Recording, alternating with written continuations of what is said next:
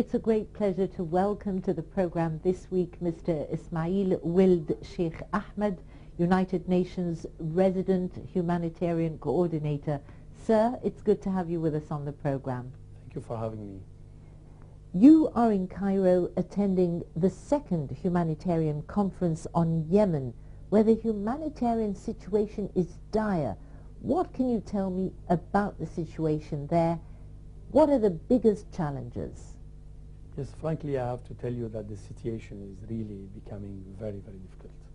What we have been witnessing is the fact that the story of Yemen has been only half described so far. Everybody is focusing on what is happening on the political front. And definitely there are a lot of challenges in the political front, although we see some positive sign on it.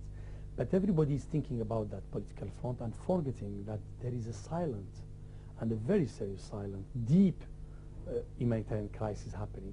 To give you some example, today almost half, 10 million Yemeni and wake up in the morning without knowing if they will eat the same day. We have almost 1 million of the children who are facing a very serious malnutrition problem. Half of this, let's say around maybe 300,000, are under serious what we call acute malnutrition, and that can threaten their life and even can give them impairment for life. So all these factors make us today believe that the world has to take this matter very seriously. And I particularly came here because I want to, through your channel and through also this forum, to make a message to the Arab world, because I think also the Arab friends of Yemen have to make an effort in regard to this crisis. We have submitted a CAP, which is a consolidated appeal for the emergency in Yemen, and so far we have received only 40% of the funding, and we believe that's not enough. Our CAP was probably very modest vis-à-vis what we are seeing today as figures. Let me give you another example. You know, this year, only on the first 3 months of 2012, we got 155 children dying from measles, something we haven't seen for many, many years. That's because the vaccination is going down. We have seen some resurgence also of polio, and this could affect the whole region. So the stability of Yemen is also the stability of the Gulf entirely and of the entire region. So what I'm trying to do here with my team, and we can hold the humanitarian team with NGOs, the UN system, we are trying to say to the rest of the world, Yemen is today on the verge of a major humanitarian crisis. If we don't act today, the cost tomorrow will be much, much higher.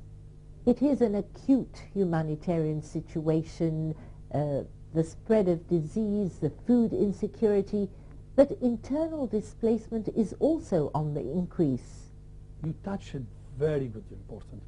To give you again an illustration of this. In 2010, just 2 years ago, we had 175,000 displaced people, IDPs, what we call internally displaced people. Today, we have almost 500,000. So imagine from 175,000 to almost 500,000, 475,000 today. And that number is even an estimation, because there are many of the displaced people who don't live, displaced people don't live in camp. They usually go for host families, and that's a big burden on the families because of the traditional hospitalities and the mechanism of social network. And that's a big, big, big burden on the family. That's something. But you have to add to that, even to have a big picture, that there are over 220,000 refugees. Yemen has been traditionally a very hospitable country in terms of receiving refugees from Ethiopia, from the Horn of Africa in general, from Somalia, and all this. These people come to Yemen, and what I have to say really, the Yemeni, both government and people, have been always welcoming to these refugees. But it's a big burden on the community who are already facing a dire situation. So all these factors make us today believe that I don't think the world has taken seriously the current situation happening in a country which is definitely going through an important transition period. But I have to tell you, the humanitarian crisis will be with us for 3, 4, 5 years. It's not a matter which will be solved during just the transition. And unfortunately, it's not getting the headlines. It's not getting the attention of the world. That's why I'm very grateful that you are giving us this great opportunity to speak about it. As you said, there's a political transition in Yemen. There are hopes that the country will build a better future for the people. So there's an urgent need to act now. That's absolutely correct. I think, what we are realizing ourselves, I told you about our CAP, which we did in November, 450 million we estimated, and we got so far 40%. based on just our recent studies of the humanitarian situation, we are realizing that this is even a modest figure. So if we wait every few or 4 months, 5 months we wait, the crisis is worsening day after day. So unless we act, and we act immediately, as you said, we can't wait, because both in terms of the life of the people, the magnitude of the problem, and also the cost for the international community. It's a forgotten crisis. Why has Yemen been neglected? That's absolutely right. I think it's a forgotten crisis for several reasons. The first, we'll have very, very few images coming out of the country, because people, when they go there, they speak about the politics, etc. There are security issues. We have to acknowledge there are more and more, as you know, challenges with the kidnapping, with some areas which are completely occupied by Al-Qaeda, and we know that there are extremist groups in the south, and that's creating a major problem for the humanitarian and even for the journalists.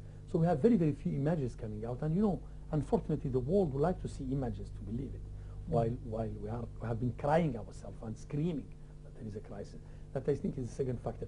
The third is because everybody is thinking that this crisis is linked to the politics, and everybody say, the politics is getting a little bit better, therefore maybe the humanitarian crisis is following, which is not true. We are saying today, as humanitarian, the narrative has been wrong. Today, the humanitarian crisis is a deep one. It's a structural one, which will be with us for many, many years. To give you an example, you know, the Yemeni, half of the Yemeni live under $2 per day, meaning there is already half of the population who is living under the line of poverty. You have 40% of the young people who have no job today. So take these factors, which are even the poverty factor, the unemployment factors, the difficulty with the security, and of course, political situation, the unrest of the political, especially the 2011, have complicated only a situation which is already very complicated. You're here to make a special appeal, and you want help to come from the neighboring countries. What has the response been? Okay, I have to tell you the response so far, as I said earlier, is around 40–42%, which is, I mean, I have to say, worldwide is a good progress for us vis-a-vis. But unfortunately, we believe that our figure today has even to be adjusted upward because of the recent figures we got out. But that's not the problem I have. My major problem is the response has not been very good from the Arab countries. To give you an example, from the neighboring country, we got 1.7 million from Saudi Arabia, and that's quite generous, and we are happy about. But we are believing that the neighboring country, who will be the most affected countries by the crisis, have to do more. And we are hoping that before the Friend of Yemen meeting of the 23rd of May, that other Arab countries, and particularly the Gulf countries, will come forward to fund this cap, which is not a UN issue. It's also for the NGO. We are working a lot with the Yemeni NGO. We are trying to build the capacity of the Yemeni to respond first to this crisis. And that's a long-term event process. We have to see, also another important point for you to know, when we speak about 42%, only some sectors are well funded. There are sectors who are completely unfunded.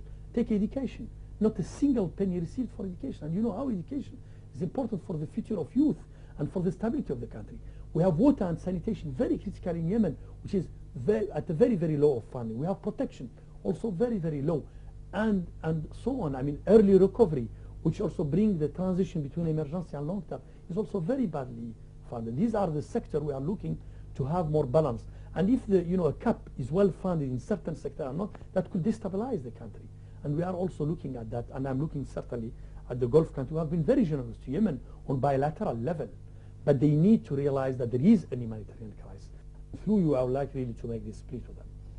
Mr. Ismail Ould Cheikh Ahmed, United Nations Resident Humanitarian Coordinator, thank you, sir, for joining us on the program this week. Thank you very much, Shaira, for giving me this great opportunity.